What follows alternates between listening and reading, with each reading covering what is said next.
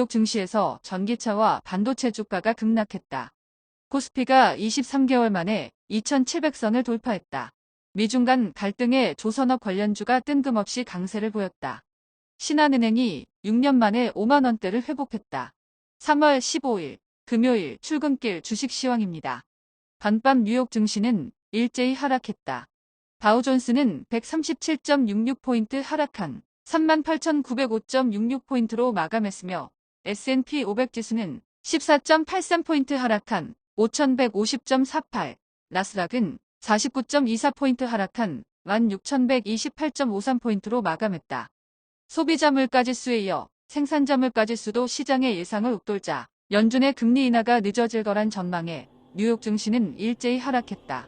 뉴욕 증시의 하락에도 마이크로소프트는 인공지능 제품인 코파일럿이 다음 달 출시한다는 소식과 함께 2% 이상 상승하며 사상 최고치를 경신했고, 애플은 스타트업 업체 다윈 AI를 인수했다는 소식에 1%가량 상승했다.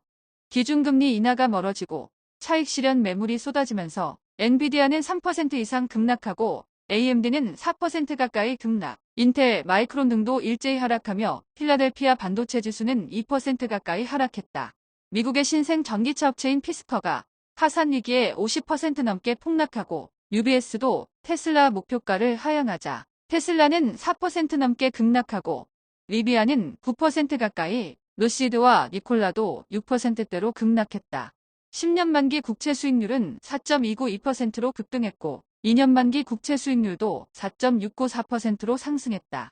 원달러 환율은 1,322원으로 상승했고 서부 텍사스 중진유는 배럴당 81.26달러로 급등했다. 비트코인은 7만 달러대 후반으로 하락했고 이더리움도 3,800달러 중반대로 하락했다. 전일 국내 증시는 혼조세로 마감했다. 코스피는 전일 대비 25.19포인트 상승한 2,718.76포인트로 마감했으며 코스닥은 2.41포인트 하락한 887.52포인트로 마감했다. 외국인과 기관의 매수세가 코스피를 끌어올리고 외국인과 기관의 매도세에 코스닥은 소폭 하락했다.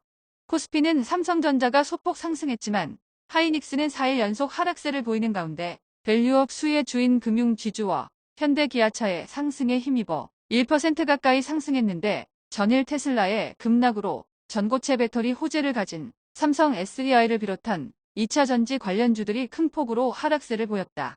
코스닥은 전일 리보세라닙 임상 관련 찌라시에 주춤했던 HLB가 5% 이상 급등하고 알테오젠도 3%가량 상승했지만 에코프로와 HPSP, 엔캠 등이 하락세를 보이며 소폭 하락 마감했다. 방산주는 혼조세로 마감했는데 한화 에어로스페이스, 한국항공우주, 현대로템이 소폭 하락한 가운데 싱가포르 정부가 3대 주주로 올라선 LI지넥스원은 기관의 대량 매도세에 4% 가까이 급락했다. 외국인들이 저 PBR주를 집중 매수하면서 금융주는 상승세를 이어가는데 신한지주는 전일에 이어 8% 이상 급등하며 2018년 2월 이후 6년 만에 5만 원대를 회복했고 하나금융도 6% 이상, 기업은행도 5% 이상 급등세를 보였다. 저커버그 관련주는 혼조세로 마감한 가운데 LG이노텍, 나무가는 소폭 하락하고 이오스테크닉스가 4% 넘게 급락한 가운데 LG디스플레이가 5% 이상 급등, 솔브레인은 2% 이상 상승을 보이는 와중에 선익시스템은 JP모간의 대량 매도에도 불구하고 기관의 대량 순매수에 장중 상한가를 찍으며 신고가를 돌파했다.